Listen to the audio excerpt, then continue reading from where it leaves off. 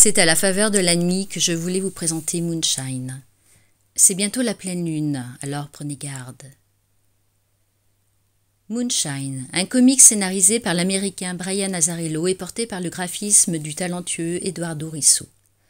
Après Hundred Bullets, ils reviennent tous deux dans ce comique survolté. Moonshine ou clair de lune. Mais dans ce comique, le sens est double. Car au temps de la Prohibition, Moonshine désignait un whisky fabriqué de façon illégale, la nuit au clair de lune et vendu sous le manteau. Un comique qui nous parle de trafic, mais aussi de loup-garou, car que doit-on craindre les nuits de pleine lune? L'histoire se passe en 1929, au temps de la Prohibition aux États-Unis. Un mafieux new-yorkais engage un jeune tueur à gages, Lou Pirlo, pour négocier de l'alcool auprès d'un vieux trafiquant. Lou part donc dans les Appalaches rencontrer le vieux Holt et sa famille, mais les choses ne vont pas se passer comme prévu. Lou va avoir du fil à retordre. Il va devoir faire face au refus de Holt de lui vendre son alcool, à la venue d'agents fédéraux qui rôdent un peu partout et surtout à la mystérieuse apparition d'un loup-garou sanguinaire.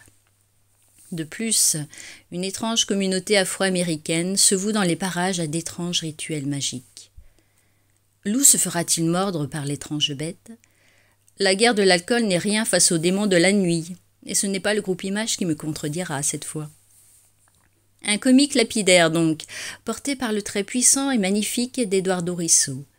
Des cases en bichromie qui appuient la violence du propos, qui nous confrontent à la bestialité de l'homme et de l'animal. Mais qui de l'homme ou de la bête est le plus fou et le plus violent?